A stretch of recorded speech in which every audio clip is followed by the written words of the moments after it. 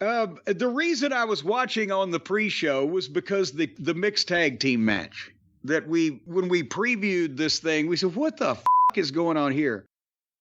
Stokely and Statlander, that incredible tag team combination, against the long-running duo of Willow Nightingale and Ishii. And I was wondering why they would do this, and now that I've seen it, I'm wondering why they would do this. But it actually, for a few minutes, it was one of the more enjoyable things, that you would see on one of the AEW shows that might kind of resemble old-fashioned wrestling. It's a, heel manager, hopefully working like a heel manager, although he was dressed like Michael Jackson. Stokely, when he came out, his entrance was that from when Michael Jackson was in Wembley or something? The announcers were blathering on about. I guess I didn't hear the announcers. I had it on mute a lot, but Michael Jackson did play Wembley in 92, maybe 93. Well, Stokely's a manager, but he decided he's going to impersonate Michael Jackson, and he came out to no reaction because they do nothing with him. Is it a missed opportunity at Wembley not to have Emi Sakura, considering Queen's great moments at Wembley Stadium? Oh, Jesus Christ. Don't give him any ideas. Well, he's not going to be in Wembley for a while, so he has a few years to ruminate on it. Well, but, ruminate or potentially salivate over. But anyway, Statlander got a pop, even though they hide her for this untalented bimbo that they've spent millions of dollars on, but they've had Statlander there the whole time. You could have developed something, and now she's just part of the wallpaper. And Willow, remember when Willow was getting over? And now she's on the pre-show, and whatever the fuck, and the doctor is back in the house. And Ishii, if you saw Ishii headed into Kroger, you would hold the door open for the poor guy. Would you not? What are you exactly saying? Because you think he looks old, or because... I'm saying he looks like he's in advanced spinal stenosis.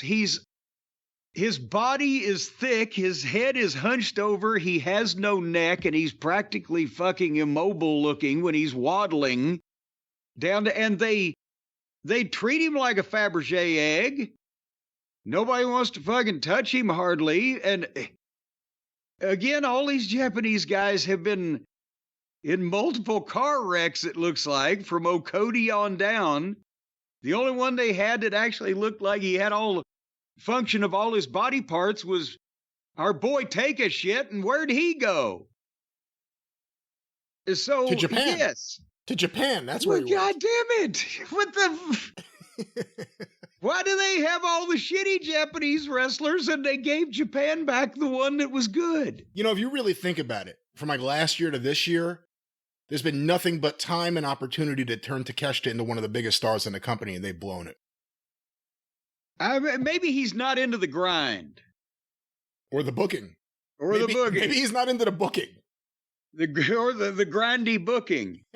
All right, well, the point is on this, the girls worked pretty much the whole thing, right, as they should, because you can't have Ishii working with Stokely, and that would kill. You can build up when the manager finally gets his, but nevertheless, both girls went down and they simultaneous tags. And you don't do that either. You either let the manager tag in when he's lulled into a false sense of security because the fucking opponent is down, but something goes awry. Or at the very least, if the heel is in such bad need that he has to tag the manager tags in first and fucks up something so that the other guy, but instead they just tag, here you go. And Stokely comes in, and Ishii no-sells his chops and everything, as he should. And Stokely took a couple bumps. And then Statlander saves Stokely and hits Ishii with a forearm and actually rocks him that was cool for Statlander, but then Statlander shoots him, Ishii, into Stokely, who gives him a perfect spine buster. And I'm like, now they've lost me. God damn it. The manager did a spine buster. At least Ishii no-sold it. Well, yes, but then that's a double problem because, no, here's the thing. The manager, the little bitty Weasley manager, did a perfect spine buster, which is totally he shouldn't have done. He was just doing the bumps that he should have done, and then all of a sudden he's goddamn Arn Anderson. But secondly, Ishii popped up and no-sold it, even though the bump he took looked exactly the same, if not better, than most of the goddamn people's spine busters in this company. Yeah, Stokely did a good job with that. It looked good, despite the ridiculousness. So it was stupid on both parts. He no-sold one of the better-looking spine busters given to him by the guy who shouldn't have been able to pick him up. They said it was a tribute to Michael Jackson. I thought he was dressed like the new conquistador.